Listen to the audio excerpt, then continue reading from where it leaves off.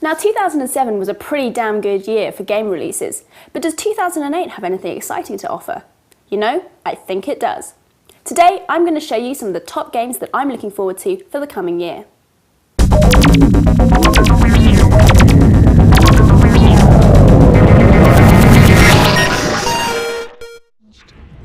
In at 10 is Fable 2, an action RPG for 360 set in a dynamic, free-roaming, highly interactive, British Enlightenment-style fantasy world.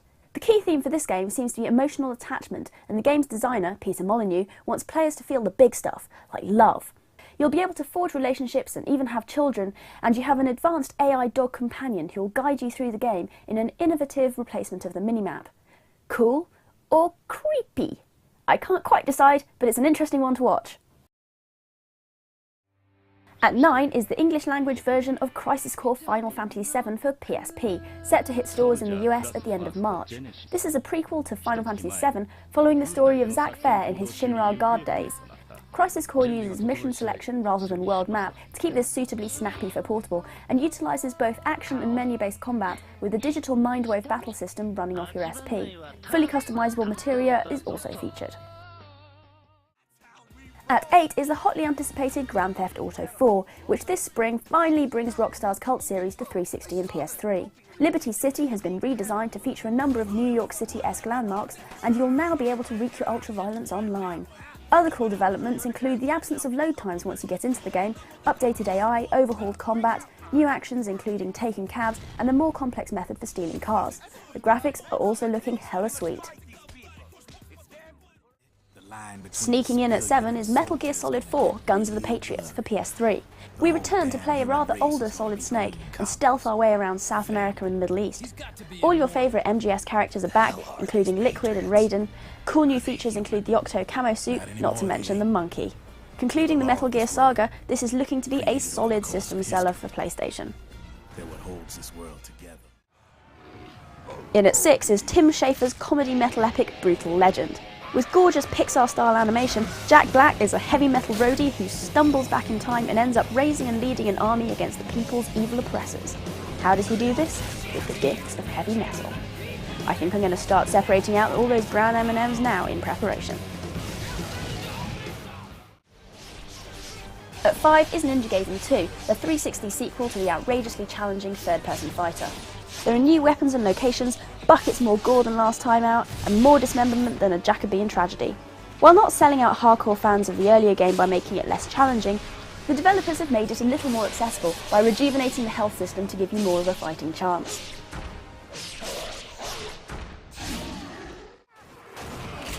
At 4 is Left 4 Dead, a 4-player co-op shooter where it's just you and your buds against a world overrun by zombies. You can also have another 4 friends playing against you as zombies for some undeathmatch action. This looks like it's going to be so much fun, with well-paced, heart-thumping, balls-to-the-wall gameplay. At 3 is Rage, which will hopefully be ready by the end of the year, and sees id coming back to reinvent the genre that they invented. An exciting and novel mix of fast-paced action FPS and racing, where you play as a resistance fighter sticking it to the man in a lushly animated but dirty and post-apocalyptic world with a feel reminiscent of Mad Max meets Star Wars. At 2 is Will Wright's new God game, Spore, gorgeously animated and with a soundtrack by Brian Eno. It has a terrifyingly giddy scope. You'll control the evolution of a species from protean microbes through creature, tribal and civilization phases to space-exploring techno-godlets who can terraform, civilize or destroy entire planets. Throughout, you'll be using various editors to evolve your species and create content according to your own tastes and inclinations. It's being dubbed a massively single-player online game, and while there won't be multiplayer, you'll be able to share your content with other users across the galaxy. And at number 1, with a trailer that actually put bumps on my goose, Star Wars The Force Unleashed. Scheduled for April and written with Lucas's blessing and ILM's collaboration. You play as Vader's secret apprentice in the period of time between Revenge of the Sith and A New Hope, sent to destroy the remaining Jedi in the galaxy.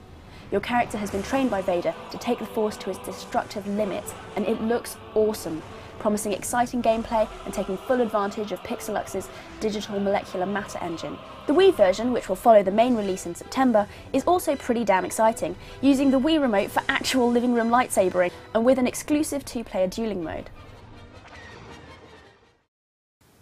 So there you go, lots of reasons to keep those trigger fingers nice and limber for 2008.